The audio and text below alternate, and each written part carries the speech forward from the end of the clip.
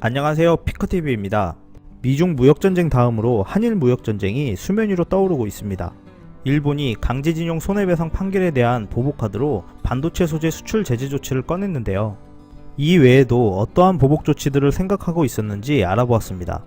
이번 일본의 반도체 소재 수출 관련 제재 조치는 이미 5월에 일본 내에서 최종 결정되어 이를 진행하는 수순이라는 일본 언론 보도가 나오고 있습니다. 좀 더 거슬러 올라가 보면 2월부터 일본 여당의 우익들 쪽에서 한국 제재를 위해 한국에 급소를 쳐라 라는 말이 오고 갔다고 전해지는데요. 우리나라 반도체가 수출에서 차지하는 비중이 상당하기 때문에 이에 제재를 가하면 한국 경제에 충격이 갈 것이라는 판단을 했다는 것입니다. 실제로 삼성전자와 SK 하이닉스 등이 확보하고 있는 재고는 약 1개월분에서 3개월분 정도로 완제품 재고까지 포함을 해도 버틸 수 있는 기간은 3에서 4개월 정도라고 알려져 있는데요. 한국 입장에서는 대체 여력이 있어서 큰 피해는 없을 것이라 하고 있지만 단기적인 피해는 있을 것으로 예측하고 있습니다.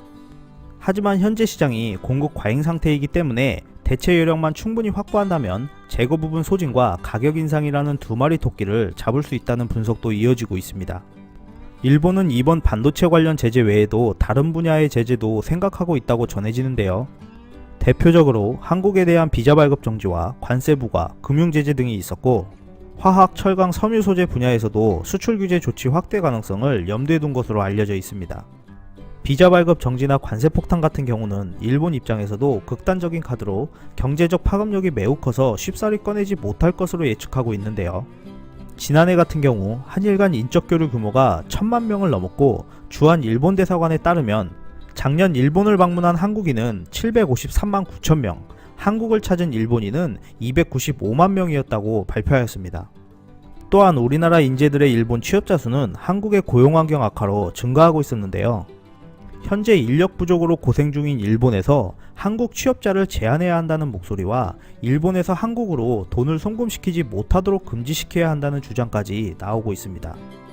이렇게 일본에게 불리한 와중에도 수출 관련 규제를 언급하는 것은 한일 무역에 있어서 무역거래 품목들이 우위를 차지하고 있고 아직까지는 한국이 일본 제품 성능을 대체할 품목들을 찾지 못하고 있는 데다가 여러 IT 분야에서 일본 핵심 부품들이 상당 부분 차지하고 있기 때문이라고 분석하고 있습니다.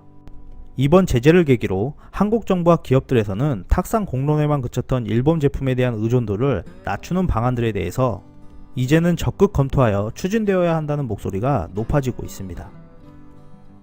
끝까지 시청해주셔서 감사합니다. 구독, 좋아요 부탁드립니다.